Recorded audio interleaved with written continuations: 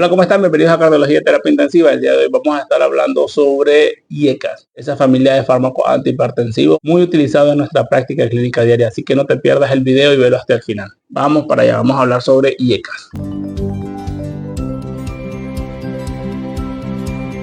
Desde que se descubrieron los medicamentos inhibidores de la enzima convertidora de angiotensina o IECA, han revolucionado el tratamiento de las enfermedades cardiovasculares y renales, convirtiéndose en una herramienta fundamental en la práctica clínica moderna. Pero, ¿qué son exactamente los IECAS y cuál es su mecanismo de acción? ¿Y cómo ha contribuido al control de la presión arterial, la salud cardiovascular y renal, así como para la prevención del remodelado cardíaco? Además, ¿cuáles son sus efectos adversos y secundarios? Bueno, va a estar muy interesante este video. Estos son medicamentos utilizados principalmente para el tratamiento de la hipertensión arterial, de la insuficiencia cardíaca y de la enfermedad renal crónica.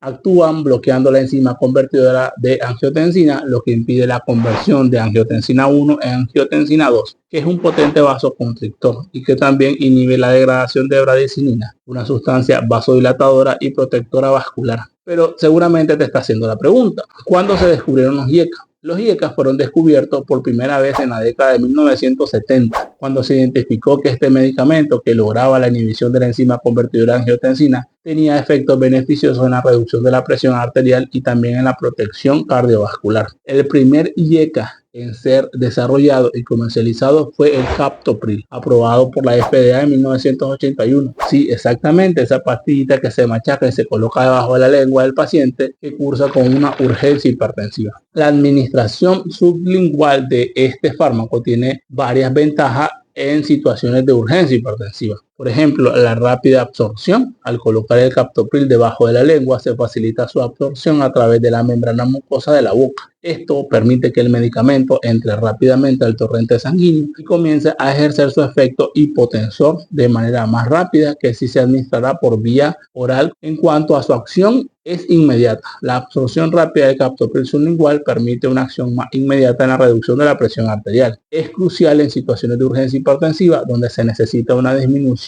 rápida de la presión arterial para prevenir las complicaciones graves en nuestros pacientes. La administración sublingual del captopril puede resultar en una mayor biodisponibilidad del medicamento en comparación con la administración oral. Esto significa que una mayor cantidad de medicamento llega a nuestro torrente sanguíneo, lo que aumenta su eficacia en la reducción de la presión arterial. Al administrar el captopril de forma sublingual, se evita el paso por el tracto digestivo, donde la absorción puede ser más lenta, impredecible y especialmente en una situación de urgencia. Esto es muy importante. Tener en cuenta que la administración sublingual del captopril debe realizarse bajo supervisión de un profesional de la salud, ya que se necesita una dosificación adecuada y una evaluación cuidadosa del paciente para evitar efectos secundarios o complicaciones potencialmente graves. Así que nunca te automediques. Además, esta forma de administración no es adecuada para todos los pacientes y puede no ser apropiada en ciertas circunstancias clínicas. Por lo tanto, siempre se debe seguir recomendaciones y la guía de tu médico para el uso adecuado del captopril. ¿Cómo actúan los IECAS?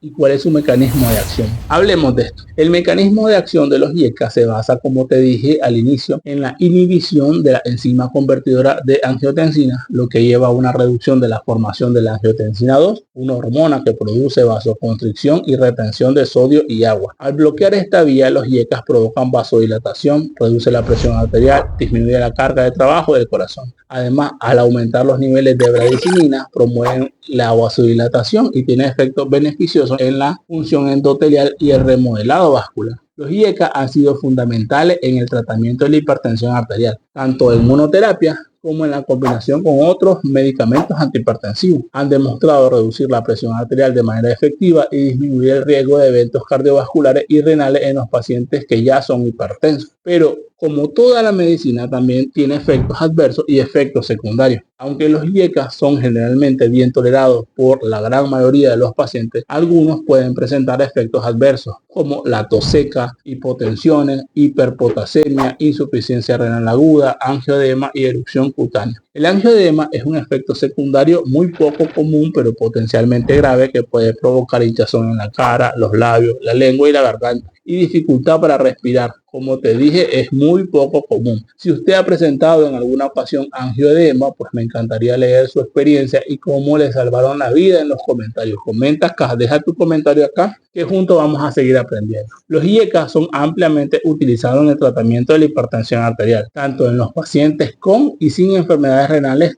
concomitantes.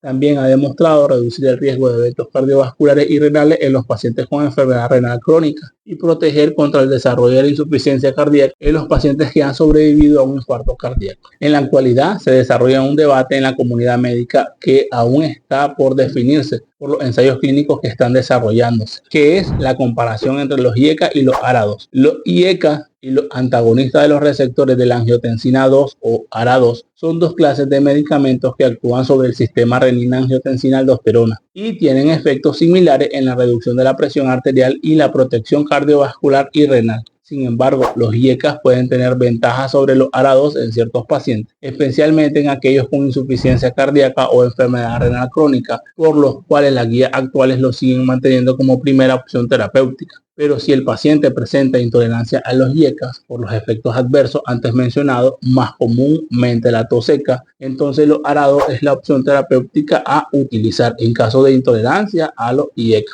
Entre los IECA más actuales se encuentran el lisinopril, el ramipril, el perindopril y el benacepril. La dosis recomendada varía según la indicación y las características individuales de los pacientes, pero generalmente se ajustan según la función renal y la respuesta clínica, por lo que debe usted cumplir con las recomendaciones de su médico y no automedicarse. Los IECA actuales se pueden dar en una sola vez al día. En conclusión, los IECA continúan y continuarán por largo tiempo desempeñando un papel crucial en el tratamiento de una amplia gama de enfermedades cardiovasculares y renales. Seguirán contribuyendo a mejorar la salud y el bienestar de millones de personas a lo largo del mundo. Si la información brindada en este video te ha sido de utilidad, te invito a suscribirte al canal, comentar qué te ha parecido y compartirlo en todas tus redes sociales. Si quieres seguir aprendiendo sobre hipertensión y sus causas secundarias, te dejaré por aquí este video de gran utilidad. Nos vemos en el video.